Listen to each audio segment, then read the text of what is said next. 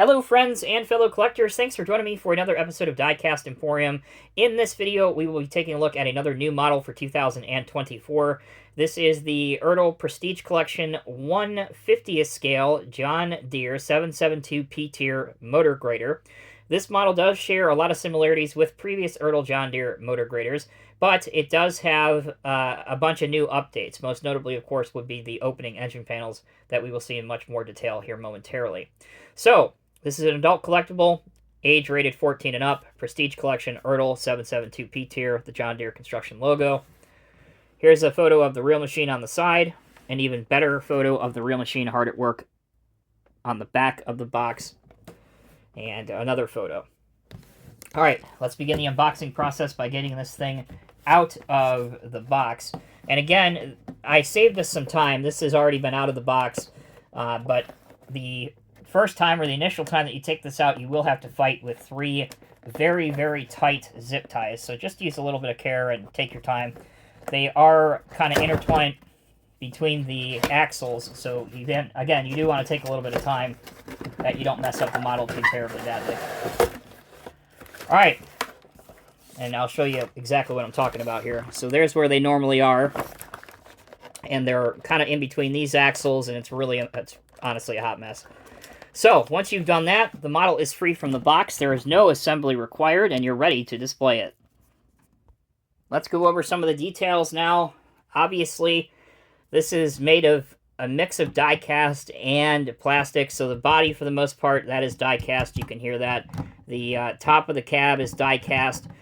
Underneath this piece right here, the blade, that is also plastic. The circle and mold board, that piece is die-cast metal. You can see that there's a lot of unsightly connection bolts here that would have done with some paint, particularly on the ripper here, and also on the blade assembly. But at least the center of the wheels are painted. The hubs, though, on the center of the wheels, if you look, it's a pretty noticeable off-color because it is a plastic piece, but at least the wheels do have a bit of a tread pattern. Continuing on with the decals overview, here's the John Deere construction logo, 772 P-Tier. Deere written out very clear and legible here. On the back, we have a warning triangle. A decal or a sticker is used to kind of mimic the radiator fan. These lights they appear to be painted on back here. Moving along, we have another decal that's on the cab. Down here, you can barely see it, but if I bring it close, maybe you can make it out. That reads Smart Grade in white lettering. This hydraulic cylinder detail, again, at least the jacket of it, that is plastic as well. The stairs here are plastic. Moving along to the front, here you can see the working steering on it, which I think is a nice touch for this model. Alright, let's look from the top-down view, where you can see the exhaust, the air cleaner, the top portion of the cab with various lights. Another nice detail that you can see from the top is the sticker that's used to mimic the reflective surface for the mirrors. That's a nice little subtle touch that I like. And finally, underneath, you can see how it's assembled. The oscillating rear wheels, where the blade is, and where the front steering mechanism is as well. Credit where credit's due for an Ertl model. Even though it is part of their Prestige collection, this does have a decent amount of functionality on it. So let's begin by the rolling test. As you can see, the wheels will roll just fine. You do have steering on the front axle, which I pointed out earlier, but it's worth mentioning again. The rear axles do oscillate to a very good degree, and then the entire grader can also articulate to also help with steering. Alright, continuing on with functionality. The blade is probably my biggest complaint with this model. As you can see, you can turn it, and you can raise and lower it, but it doesn't stay up or down very well. It just kind of springs back into the cylinder jackets. But perhaps even worse than that is the blade itself doesn't slide. So normally on a motor grader, as most of you know, you would be able to slide the blade itself left or right for offset grading, and you can't do that with this one. So that is very disappointing.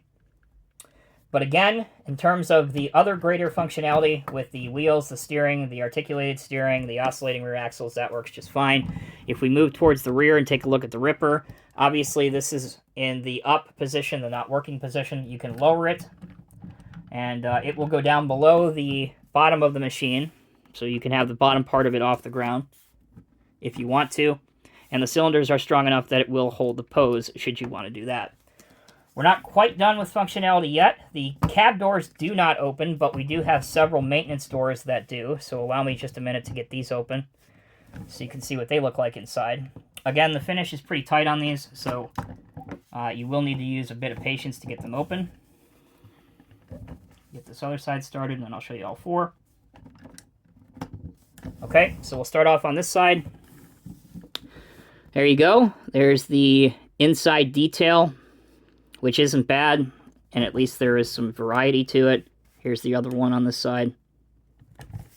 Moving back along to the right side of the machine, or at least operator's right. Pretty similar to what we saw on the other side. Another thing I do want to point out too is that a lot of the color match between the metal and plastic pieces are pretty obviously off. And you can kind of tell. So let me close these doors and I'll give you a perfect example.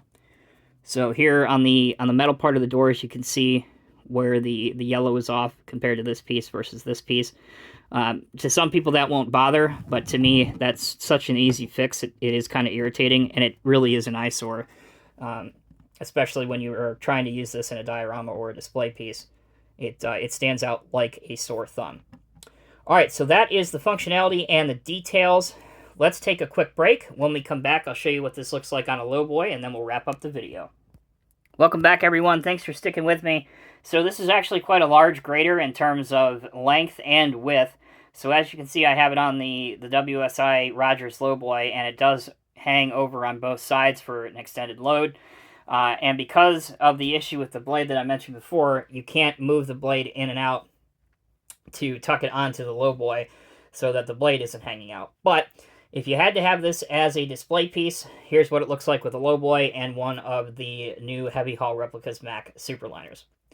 That'll do it for this episode of Diecast Emporium. In conclusion, the new 150th scale John Deere Ertl 7.2 motor grader is not a bad motor grader in 150th scale.